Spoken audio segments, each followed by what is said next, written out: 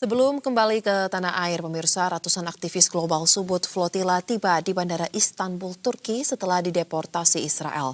Termasuk diantaranya 9 warga negara Indonesia yang sebelumnya ditawan oleh militer Israel.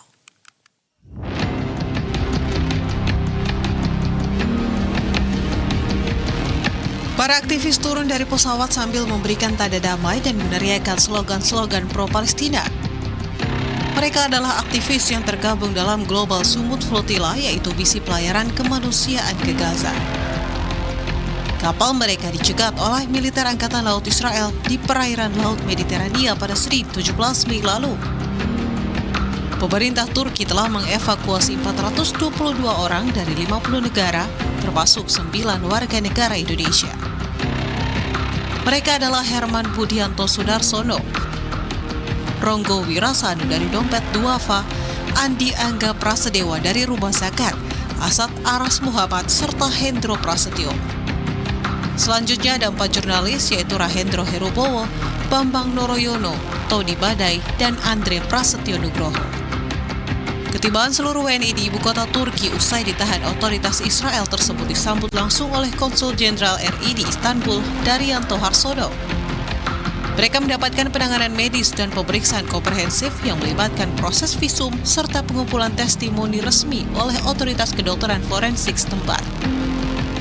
Diketahui para aktivis tersebut ditahan oleh Israel saat hendak mengirim bantuan ke Gaza dalam misi kemanusiaan Global Sumut Flotilla 2026. Hendro Prasetyo, salah satu relawan yang menjadi korban penculikan IDF, membeberkan fakta tidak manusiawi terkait perlakuan keji yang mereka terima selama 4 hari masa tahanan. Hendro menceritakan insiden bermula saat kapal misi GSF yang ditumpanginya diintersepsi oleh personel IDF menggunakan speedboat dari kapal perang utama. Menyadari situasi darurat tersebut, para relawan langsung mengenakan pelampung dan membuang alat komunikasi ke laut. Setelah penangkapan, para korban dipindahkan ke kapal utama Israel yang telah dimodifikasi dengan penjara berupa kontainer. Area tersebut dijaga sangat ketat dan menjadi lokasi terjadinya berbagai tindakan kekerasan fisik. Penyiksaan tidak berhenti di situ. Setelah bermalam di atas kapal, Hendro dan relawan lainnya mengalami intimidasi lanjutan pada hari berikutnya. Salah satu metode penyiksaan yang dilakukan adalah memaksa posisi tubuh yang disebut sebagai gaya roti lipat. Meski baru saja mengalami peristiwa traumatis dan mencekam, mereka tak gentar menyerukan dukungan pada kebebasan Palestina.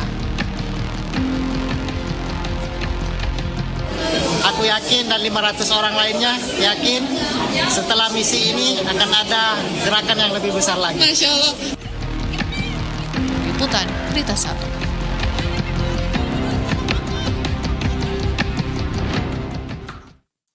Berbagai pihak mengapresiasi upaya pemerintah dan pihak terkait untuk membawa pulang kembali 9 WNI yang sempat diculik oleh militer Zionis Israel dalam misi kemanusiaan ke Gaza. Dan untuk membahasnya lebih lanjut lagi pemirsa, kami telah terhubung melalui sambungan virtual dengan sejumlah narasumber, diantaranya juru bicara kedua Kementerian Luar Negeri Republik Indonesia, Fat Nabil Ahmad Mulahela. Kemudian juga sudah bergabung Wakil Ketua Komisi 1 DPR RI, Dev Laksono. Dan turut bergabung pula Steering Komite Global Sumut Flotilla dan juga merupakan Ketua Dewan Pengarah Global Peace Convoy Indonesia atau GPCI, Dr. Maimun Herawati. Halo Bapak Ibu, apa kabar? Salam sehat. Selamat sore, apa kabar semuanya? Sehat, Alhamdulillah. Baik, terima kasih telah meluangkan waktu bergabung bersama kami di Berita Satu Utama. Namun karena kami tahu ada agenda yang tidak bisa ditinggalkan dan juga keterbatasan waktu, kita akan eksplor lebih banyak dulu ke Kementerian Luar Negeri. Ada Pak Fat di sini yang bergabung. Pak Fat, saya ingin tanya Pak terkait dengan setelah kemarin ya sudah kita sangat patut apresiasi dan bersyukur 9 WNI telah tiba di tanah air. Tapi mungkin bisa diceritakan Pak dalam kesempatan kali ini dalam proses hubungan diplomasi yang coba dibangun dengan pihak-pihak terkait ya, tentu tidak dengan Israel kan, karena kita tidak punya hubungan diplomatik. Tapi bisa diceritakan Pak, apakah ada kendala mungkin yang cukup menjadi highlight ketika proses pemulangan tersebut dilakukan dan juga bagaimana evaluasi dengan proses-proses yang sudah berlangsung kemarin? Baik, terima kasih Mbak Josha.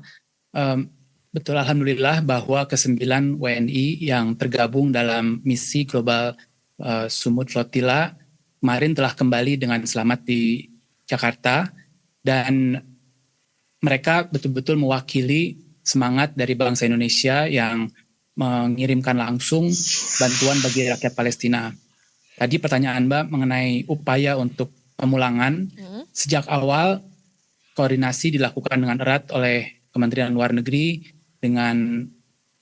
melalui KBRI di KBRI dan KJRI di kawasan, dan juga dengan GSF dan GPCI, dan juga khususnya terhadap Pak Menlu juga langsung berkoordinasi melakukan telepon juga dengan perwakilan dari Turki dan Yordania untuk mengupayakan agar pemulangan ini bisa berjalan dengan secepat mungkin.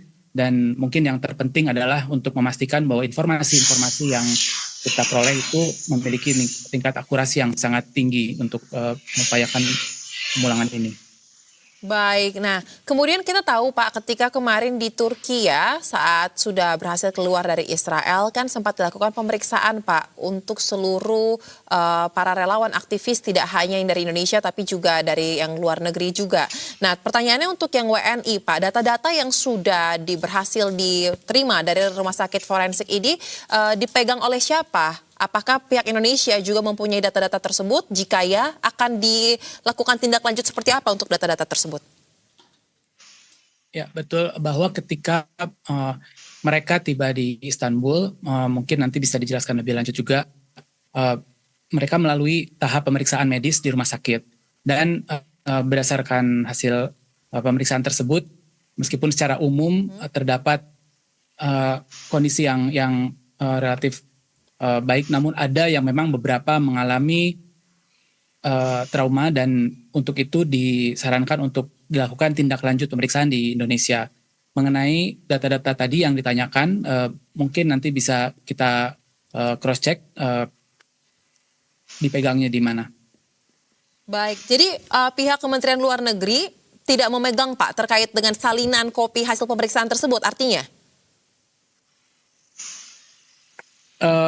Kita mengawal dengan melibatkan KBRI Ankara dan KJRI Istanbul, dan juga kita berkoordinasi dengan pemerintah Turki dan pemerintah Yordania, dan untuk mengupayakan pemulangan ini. Karena yang prioritas pada saat ini adalah keselamatan mereka untuk kembali ke tanah air. Itu yang menjadi fokus prioritas kita. Baik, tapi untuk langkah lanjutan Pak, karena kan data ini sangat penting ya Pak ya, karena tidak data ini bisa menjadi suatu bahan untuk kita melakukan penegasan terkait dengan langkah hukum atas apa yang dilakukan oleh Israel. Nah, artinya asistensi untuk kasus ini berlanjutnya itu diserahkan atau ditanggungjawabkan kepada pihak KBRI atau KJRI yang tadi Bapak sebutkan, atau seperti apa? Oke, kalau pertanyaannya mengenai apa yang telah dilakukan oleh Israel, kita sudah jelas, kita menyampaikan sikap yang tegas.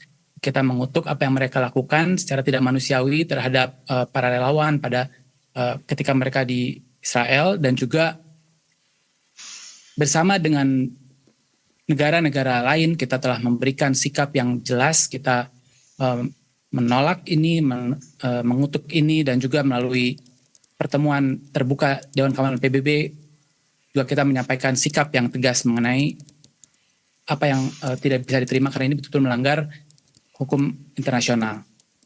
Baik, kita akan lanjutkan masih terkait dengan bagaimana langkah lanjutan yang lebih konkret lagi untuk kasus ini. Tapi Bapak Ibu tahan sebentar, kita harus simak terlebih dahulu kumandang azan maghrib yang satu ini.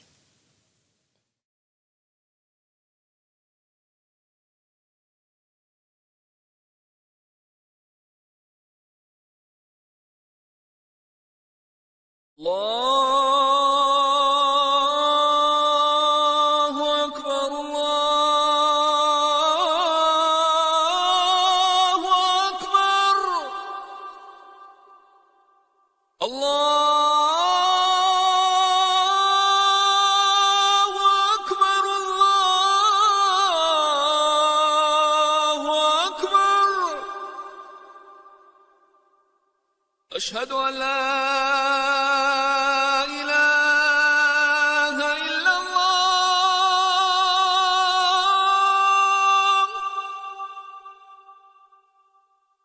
أشهد أن لا إله إلا الله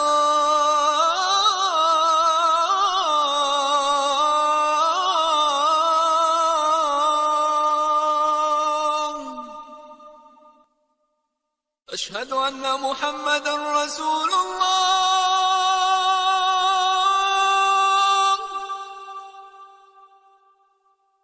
أشهد أن محمدا رسول الله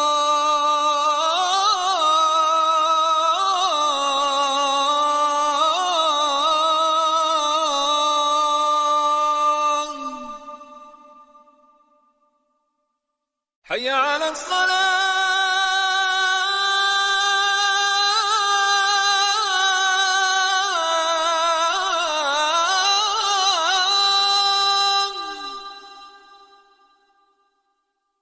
حي على الصلاة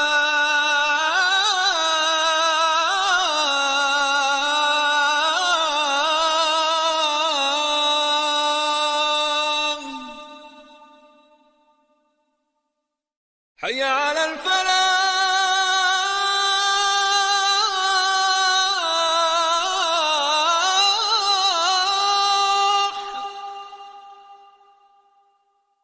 حي على الفلاح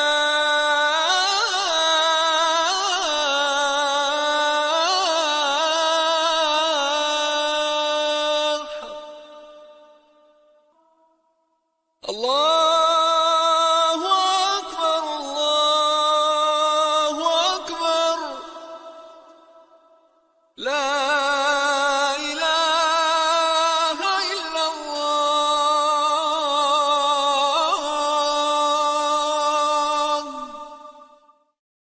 Terima kasih pemirsa, Anda kembali bersama kami di Berita Satu Utama dan kita lanjutkan dialog masih kepada Pak Fad, jubir dari Kementerian Luar Negeri. Pak, kalau begitu selain tadi yang Anda katakan ya terkait dengan kecaman yang juga disampaikan dari Indonesia dan beberapa negara lain, tapi untuk spesifik, karena kemarin kami juga merangkum ya bagaimana statement dari pemerintah dan tidak sedikit yang meminta ada langkah yang lebih konkret, lebih tegas. Nah, pertanyaannya saat ini kan kita juga tahu ada langkah hukum yang tengah dilakukan oleh teman-teman dari lawyer internasional. Apakah pihak Indonesia juga sudah melakukan atau sedang berlangsung Pak langkah yang lebih konkret lagi agar pihak Israel dalam hal ini mendapatkan hukuman juga atas perbuatan yang telah mereka lakukan terhadap para aktivis kemanusiaan?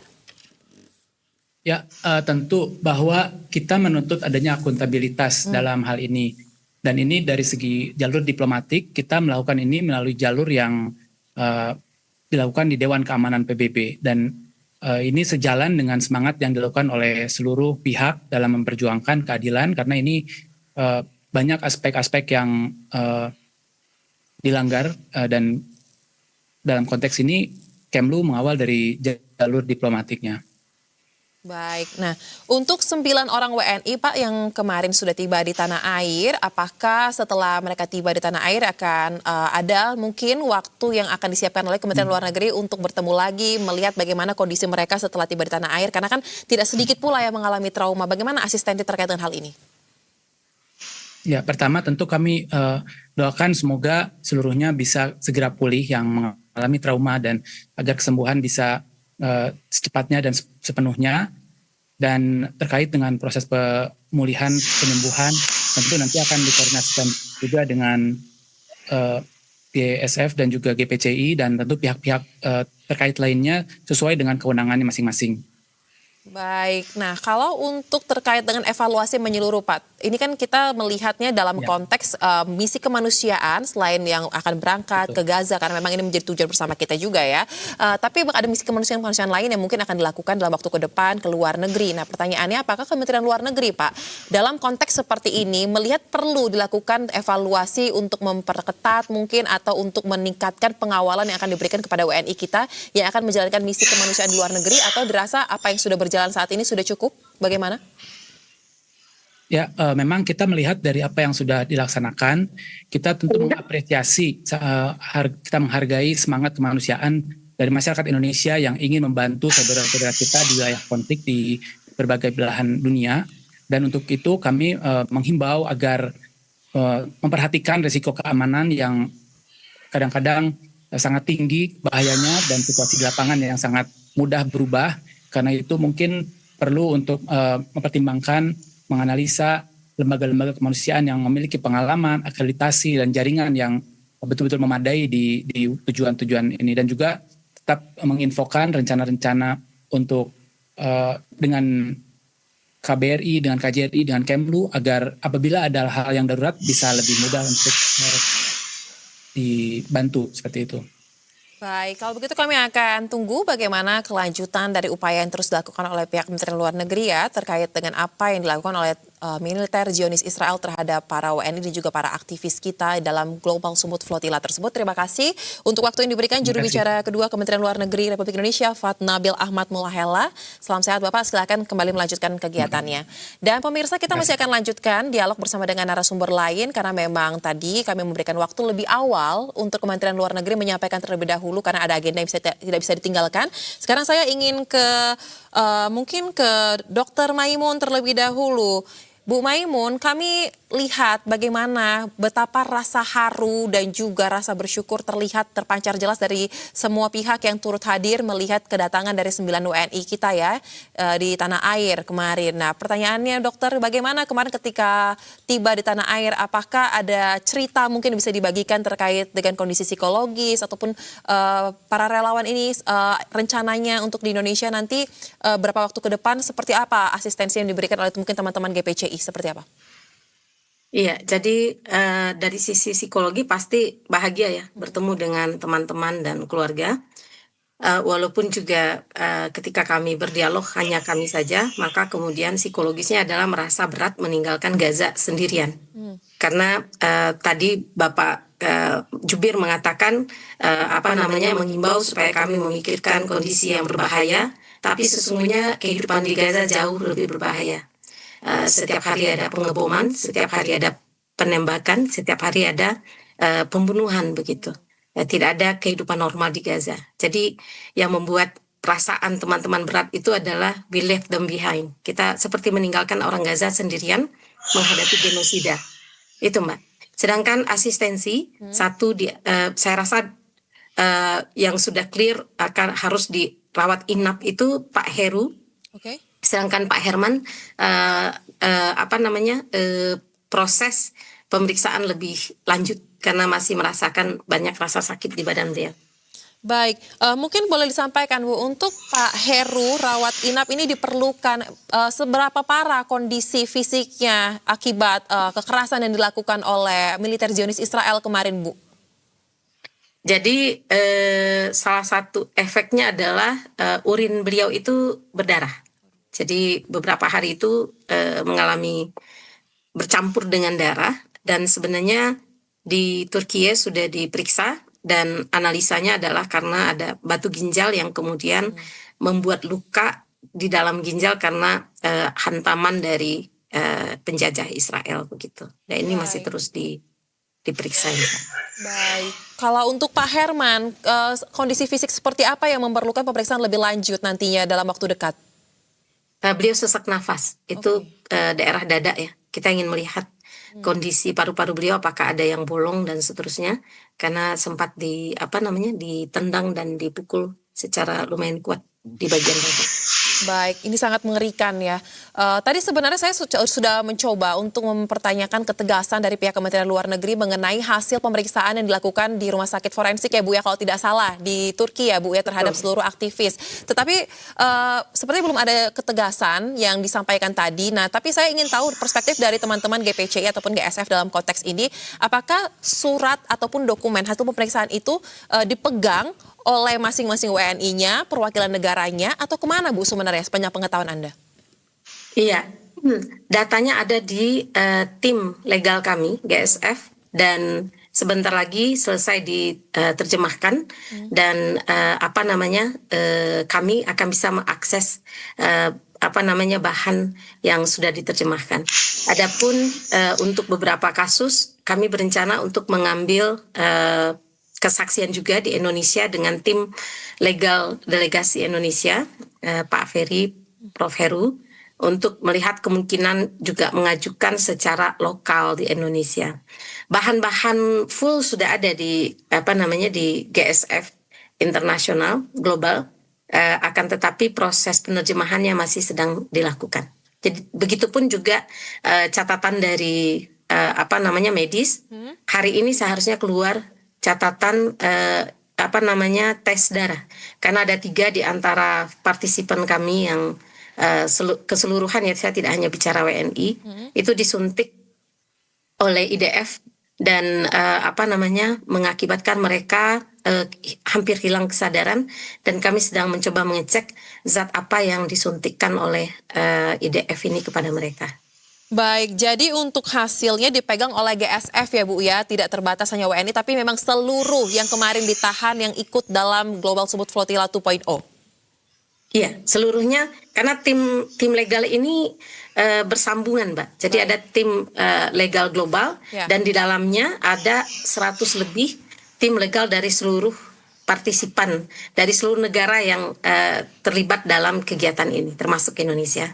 Nah, ini mereka semua bisa mengakses VOL. VOL itu lokasi yang dibuat untuk menampung bahan-bahan sensitif dan itu bisa digunakan nanti ke depan untuk proses legal insya Allah. Baik. Kita sudah melihat gambarannya ya, kurang lebih bagaimana kondisi fisik, tadi sampaikan Dr. Maimun dan juga langkah dari pemerintah, dan ternyata untuk dokumen dipegang oleh teman-teman tim lawyer dari GSF yang bisa diakses juga ya oleh lintas lawyer dari masing-masing negara. Nah, pertanyaannya sekarang ke DPR. Bang Dev, kita sudah melihat, mendengar bagaimana ternyata sangat parah, sangat keji apa yang dilakukan oleh militer Zionis Israel terhadap para aktivis tidak hanya Indonesia tapi juga terhadap dari negara lain ya. Nah, dari DPR melihat bagaimana evaluasi terhadap langkah yang dilakukan pemerintah untuk proses pemulangan hingga akhirnya tiba dan tindak lanjutnya Bang Dev. Karena kan kita ingin tidak hanya berhenti pada kecaman saja, tapi ada langkah konkret agar peristiwa seperti ini tidak terulang. Seperti apa dari DPR? Ya gini, pertama kita apresiasi kepada Kemlu dan pemerintah secara keseluruhan yang dengan sigap melakukan koordinasi dengan negara-negara sahabat kita untuk memulangkan para pejuang-pejuang perdamaian dan kemanusiaan. Kita bukan hanya menyampaikan simpati, tapi juga kita menyampaikan dukungan dan juga terus mengawal selalu untuk mengembalikan harkat dan martabat dan kedaulatan masyarakat di Gaza dan khususnya warga Palestina. Untuk kedepannya tentu perlu ada peningkatan pendampingan dan juga koordinasi dan komunikasi kepada semua relawan yang berangkat ke daerah-daerah yang terbukti adalah hotspot seperti ke Gaza ini, agar lebih sigap kita membantu bila mana kejadian seperti ini terulang kembali. Kita terus harus membuka komunikasi dan juga harus terus mengetahui persis langkah-langkahnya mereka di mana agar pemerintah bisa terus memonitor apapun yang terjadi sehingga bisa melakukan tindakan-tindakan dan memiliki contingency plan ke depannya, plan ABC-nya bila mana ada kendala yang serupa, begitu. Baik, itu kan kalau memang nanti ke depannya kita melihat perlu ya, sangat perlu memang untuk evaluasi mekanisme perlindungan WNI dalam misi-misi kemanusiaan. Tetapi untuk langkah diplomasi yang harus lebih diintensifkan untuk menunjukkan ketegasan sikap Indonesia terhadap apa yang dilakukan Israel, bagaimana Komisi 1 DPR melihatnya?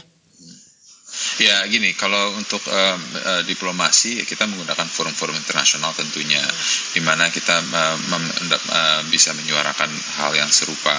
Nah kan tapi kembali lagi seruan itu baru bisa berdampak yang signifikan ketika negara-negara sekutu sekutu daripada Israel sendiri itu juga memberikan pressure yang sama. Jadi ketika kita menyerukan hal tersebut, kita membawa hal tersebut, itu ada langkah-langkah ke depannya untuk dan target-target yang ingin dicapai sehingga bisa mendapatkan dampak dan efek yang besar dan kita bisa memberikan bukti yang nyata dan juga memberikan hasil yang diharapkan baik dari kita ataupun juga dari masyarakat yang terdampak. Baik, nah sejauh ini kita lihat yang paling konkret adalah langkah yang tengah disusun ya, tengah berlangsung dilakukan oleh teman-teman lawyer internasional dalam hal ini yang sudah bekerjasama dengan GSF. Kita apresiasi terkait dengan persoalan ini. Nah, kalau untuk DPR sendiri melihat apakah langkah tersebut sebenarnya Bang Dev ini sudah cukup untuk dapat meminta pertanggungjawaban dan juga ketegasan hukum dari pihak Israel, atau perlu nggak menurut DPR, pemerintah Indonesia membawa ini ke dalam jalur hukum internasional tersendiri atau mungkin di forum HAM internasional yang lebih agresif lagi? Seperti apa? Ya, tentu kita bisa menyampaikan hal tersebut ya di forum-forum seperti di ICC ataupun juga forum-forum forum-forum internasional lainnya. Nah, akan tapi ya kembali lagi ini Netanyahu sendiri kan juga sudah dimasukkan di ICC, tapi sampai sekarang tidak juga ada penahanan atau apapun.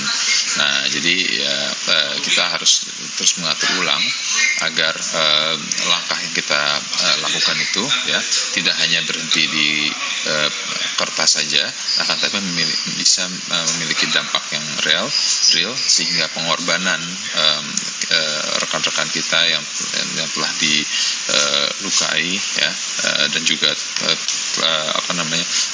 dan juga masyarakat Gaza yang telah kehilangan hak-haknya itu dapat bisa benar-benar dipulihkan.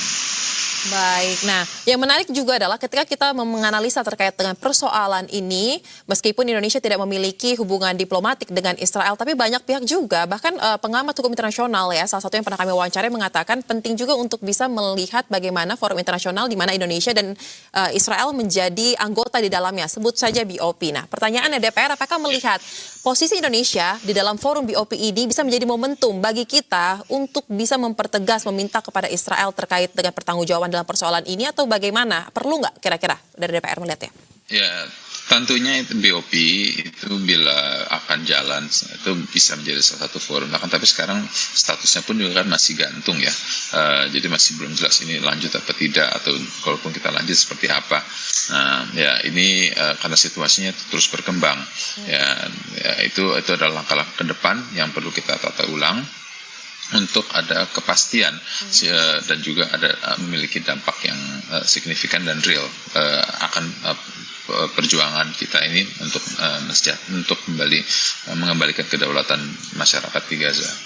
Baik, nah kami ingin tanggapan mungkin dari Dr. Maimun seperti apa mewakili GSF dan juga GPCI terkait dengan kelanjutan dan juga langkah selanjutnya yang akan diintensifkan terkait persoalan ini, dan mungkin juga untuk jadwal pemeriksaan keterangan terhadap seluruh teman-teman aktivis yang sudah pulang ke tanah air, apakah sudah ada tanggalnya? Mungkin silakan dokter. Terima kasih Mbak. Bapak Dev, menolak dan mengecam, saya rasa ini terlalu ramah bagi pelaku genosida.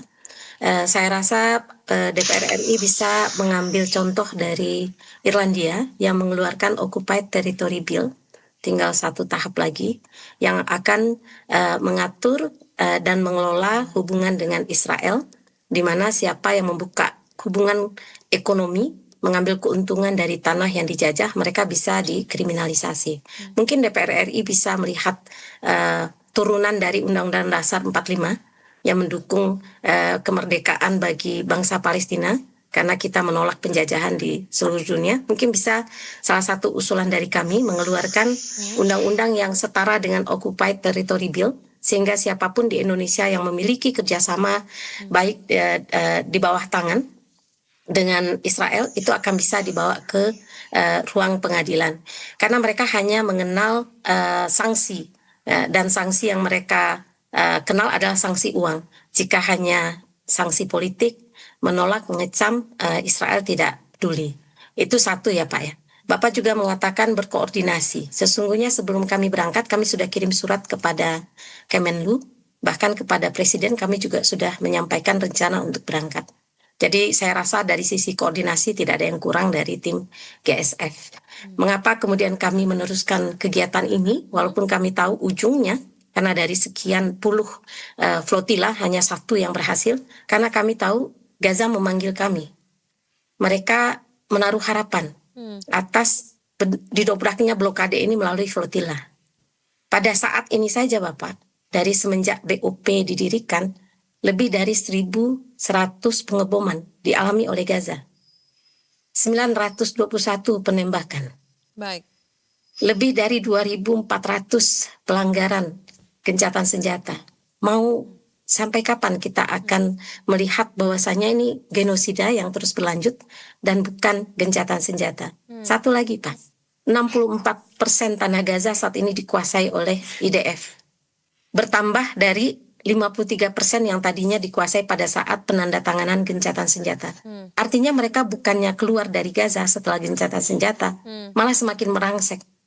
36% tanah yang hanya bisa digunakan oleh bangsa Gaza saat ini, 2 juta jumlahnya.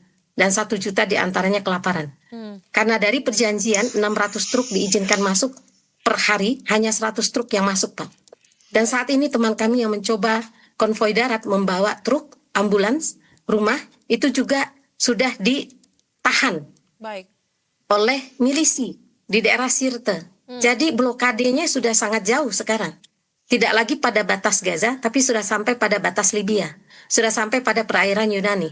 Saya harap Indonesia sebagai muslim terbesar di dunia, semoga akan lebih punya peluang untuk berkontribusi lebih clear, lebih jelas untuk memikirkan keselamatan dari orang-orang yang sama-sama manusia, seagama juga, begitu Pak. Baik, boleh memberikan tanggapan mungkin Pak Dev singkat saja, Occupy Territory Bill, apakah ini menjadi suatu hal yang bisa dipertimbangkan DPR? Silahkan. Ya, tentu masukan ini masukan yang sangat baik, dan kita juga sudah membaca ini dari berbagai macam laporan tentang bagaimana tindak tanduk IDF di wilayah Gaza, dan segala macam tanggapan ataupun sikap yang pemerintah lakukan tentunya mempertimbangkan hal-hal seperti kemerdekaan dan juga penindasan akan masyarakat Palestina di Gaza. Nah, hal ini yang terus akan menjadi pedoman kita untuk menata dan juga melakukan kebijakan-kebijakan luar negeri ke depannya dengan mengutamakan undang-undang dasar kita dan juga tetap melakukan politik bebas aktif kepada seluruh negara sahabat. Begitu. Baik, kita akan tunggu ya bagaimana langkah konkret, apalagi masukan yang sangat substantif yang disampaikan oleh Dr. Maimun tadi, agar bisa lebih dipertimbangkan langkah konkretnya untuk memperjuangkan kemerdekaan Palestina.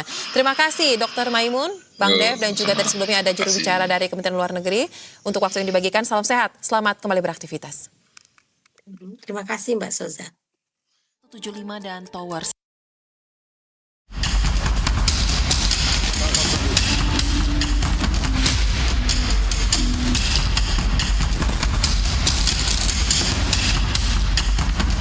Assalamualaikum, alhamdulillah aman sampai di Istanbul.